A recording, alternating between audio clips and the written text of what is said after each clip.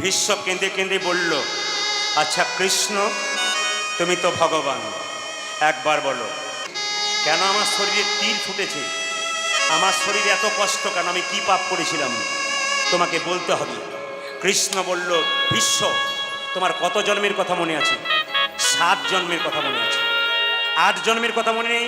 না, তুমি 8 জন্মে রাজপুত্র ছিলে, মানুষকে মানুষ জ্ঞান করতে না। একটা বেতের লাঠি নিয়ে রাস্তা দিয়ে বেরিয়ে যাচ্ছিলে, একটা বিষধর সাপ রাস্তা দিয়ে বেরোচ্ছিল, আর তুমি লাঠিটাকে দিয়ে বিষধর সাপটাকে কাঁটার ছোপে ফেলে দিয়েছিলে।